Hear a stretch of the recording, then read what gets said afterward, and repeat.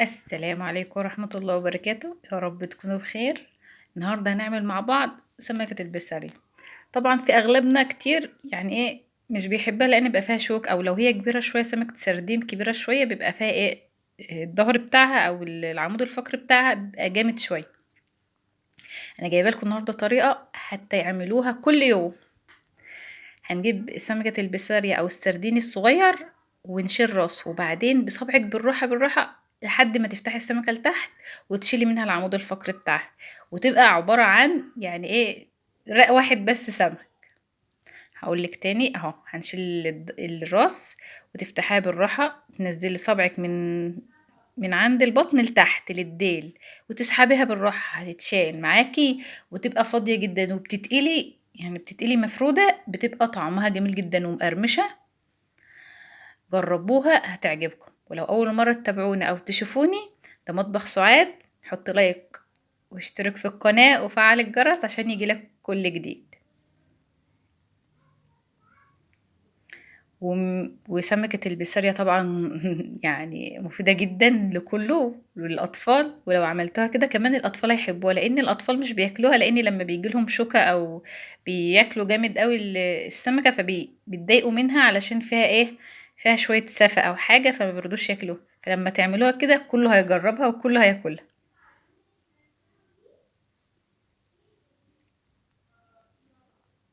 انت بس اتعلمي، هي بتاخد يعني بتاخد منك وقت شوية بس في التنظيف، بس في القلي بتبقى سهلة جدا، وفي الأكل بتبقى أسهل. شوفهم يعني تحسي ان هي مفيش حاجة خالص خالص، هي عبارة عن يعني سمكة زي البانيه بالظبط. تشيلي الراس بتاعتها بالراحة، نزلي بصبعك بالراحة بالراحة لحد ما تفتحي السمكة كلها للآخر، وبعدين تجيبي بقى الديل، يعني تمسكي من عند تحت الديل بشوية كده اهي، وتسحبي بقى العمود بتاعها كله من جوه، هتبقى فاضية خالص مش في أي حاجة.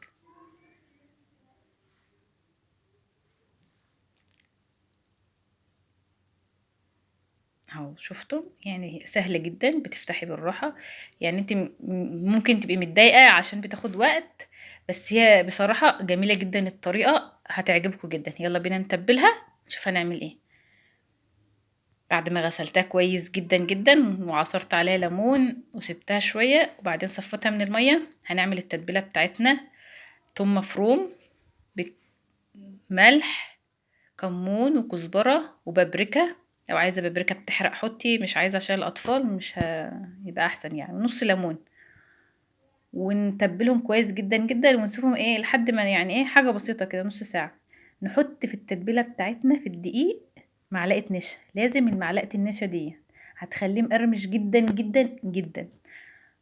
هتبدأي بقى تتبلي بالراحة، مش بتتبليها مقفولة، بتتبليها مفتوحة، يعني في الدقيق مفتوحة. وبلاش تحطوهم فوق بعض، عشان لو حطيتوهم فوق بعض هيلزقوا. حاولي تحطوهم في طبقين ولا حاجة. هنقلها بقى ونعمل معاها رز ابيض، وبألف هنا وشفا على قلبكم. وكان عندي بتنجانة كده في التلاجة، شويتها وعملتها بفلفل بيحرق، تحفة.